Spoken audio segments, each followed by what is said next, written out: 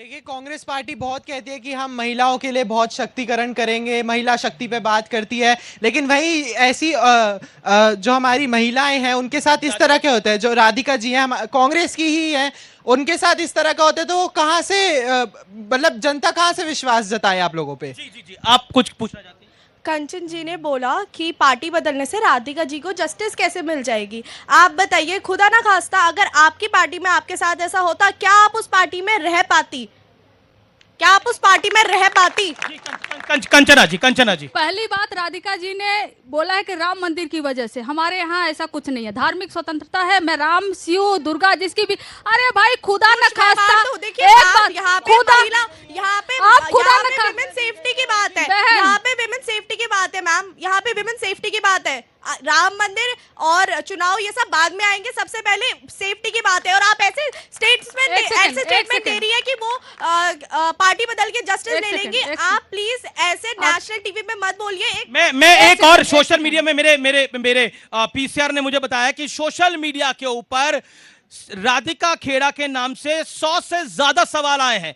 यानी आप देखिए, पब्लिक इस समय पिछले 1.5 मिनट के अंदर 100 से ज्यादा पॉइंट्स आए हैं। यानी आप सोच सकते हैं कि राधिका खेड़ा, जो कि जिनके साथ ये दुर्व्यवहार हुआ, देश उनके साथ खड़ा है और we stand with Radhika Khera के नाम से ऐसा लोग लिख रहे हैं। कंचना यादव जी बहन, आपके ही उम्र की एक लड़की आईटी बीएचयू में 3 पदाधिकारी आईटी सेल के गैंगरेप करते हैं, उसके बाद बीजेपी के मध्य प्रदेश में चुनाव प्रचार करते हैं। उस पार्टी में राधिका जी गई हैं। मुझे उम्मीद नहीं है कि वहां से उनको जस्टिस मिलेगा। मैं सिर्फ इतना बोली कि आपके पास पुलिस प्रशासन, अदालतों पे आपको भरोसा करना चाहिए। और सवाल मैं पीछे की तरफ जाता हूं। कुछ सवाल, अगर आपका क्या सवाल है बोलिए।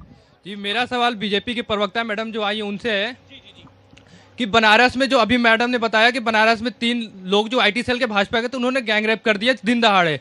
उनकी गिरफ्तारी 2 महीने बाद हुई। मणिपुर में हो गया, वहां भी डबल इंजन की भाजपा की सरकार है। गुजरात में भी डबल इंजन की भाजपा की सरकार है। बिल्किस बानो के रेपिस्टों को छोड़ के मंच पे माला पहनाया जा रहा है। हाथरस में हो गया, वहां पे उस पार्टी में गई है न्याय पाने के लिए जो खुद वो भाजपा। और सवाल किसके हैं? जी जी जी, आइए। कितने पेन लगा रखे भैया? कितना लिखते हो तुम? 4-5 तो पेन लगा रखे। अरे सर, बस आजकल जो लिखेगा पढ़ेगा नहीं, वो क्या करेगा। ये इंडिया अलायंस जो बेरोजगारी और महंगाई की बात करता है, तो आप बेरोजगारी और महंगाई की तो बात कर रहे हैं, जनसंख्या की बात कौन करेगा? जनसंख्या की भी तो बात करो। और क्या सवाल क्या है आपका? आप तो खुद भाषण देकर। सवाल नहीं, जवाब है इनके पास। सर, अभी जैसे राधिका जी का मामला बड़ा सीरियस है। इस समय आपने जैसी शो स्टार्ट किया है, ऐसे ही ट्विटर पे हैंडल शुरू हो गए ट्रेंडिंग करने।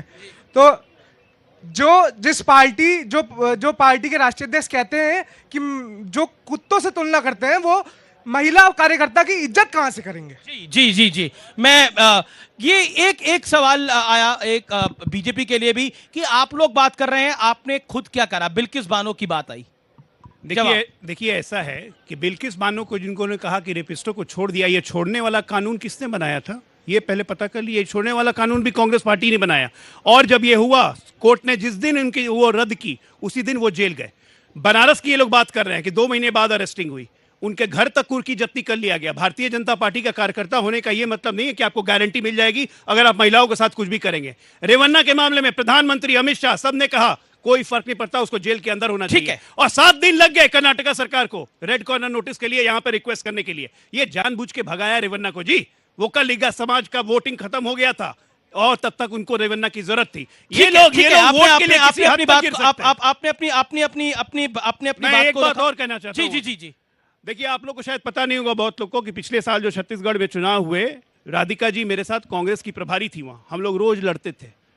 और छत्तीसगढ़ राम जी का ननिहाल है।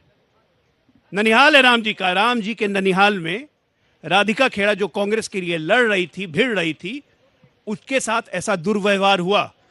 केएल शर्मा जो लड़ रहे हैं अमेठी में, उनको कहा जाता है केयर टेकर से लड़वा दिया। देख लो, स्मृति की औकात यही है। अरे स्मृति तो ऐसे बस गई है उनके दिमाग, उनके स्मृति में रोज दिन स्मृति ईरानी दिखता है। इनके नजर में कार्यकर्ता मतलब केयर टेकर, समर्पित कार्यकर्ताओं की कोई वैल्यू नहीं। जी, लेकिन मैं फिर आता हूं विषय के ऊपर। क्या आपको लगता है कि भारतीय जनता पार्टी पोलराइज करने का प्रयास कर रही है, लेकिन आप लोग भी तुष्टीकरण का प्रयास कर रहे हैं?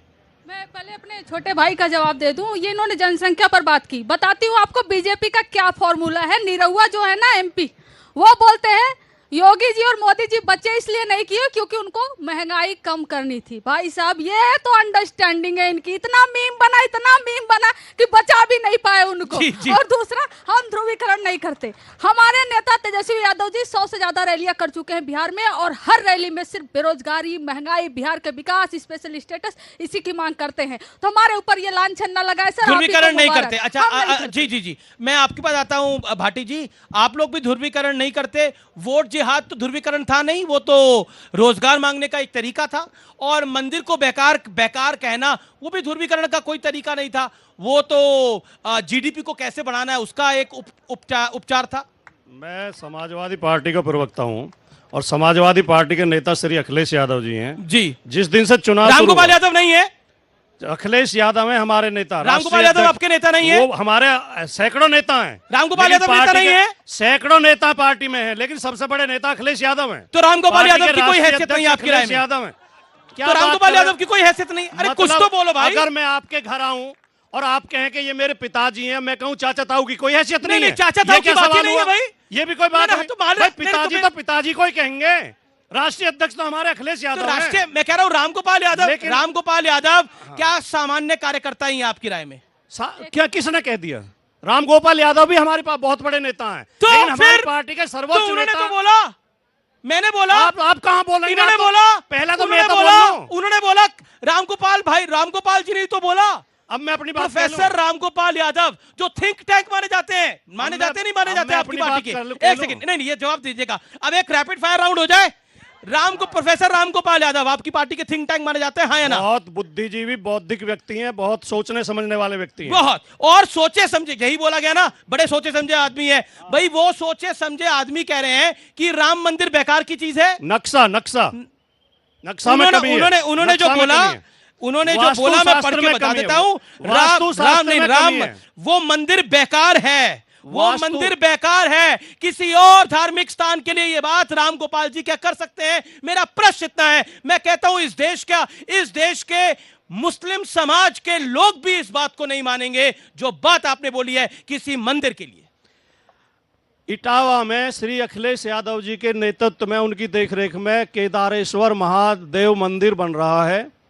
दुनिया के सबसे बड़े वास्तुशास्त्री ले आइए, आर्किटेक्ट ले आइए, बड़े बड़े धार्मिक पंडित ले आइए, उसमें कोई कमी नहीं निकाल सकता। भाई मैं मंदिरों में जाकर आशीर्वाद लेता हूं, कमी नहीं निकालता। अच्छा, आप और यहाँ पर कोई नहीं करता होगा। हाँ, कोई भी तो अपने इबादत घर में जाता है तो वहां जाकर कमी नहीं निकालता, नक्शा नहीं देखता, दूसरी वहां की बात, पूजा करता है। अमीश जी, ओके, ओके, नहीं, नहीं, ओके। अमीश जी, अब आप अमीश जी, जवाब, अमीश जी, जवाब। अमीश जी, मुझे तो अमीश थोड़ा जी, सा समय। पाँच अमीश जी, सेकंड, हाँ। 5 सेकंड। देखिए, जो मैं बात कह रहा था वो बीच में रोक दिया आपने। अजय आलोक जी ने भी सवाल उठाया, आपने भी उठाया।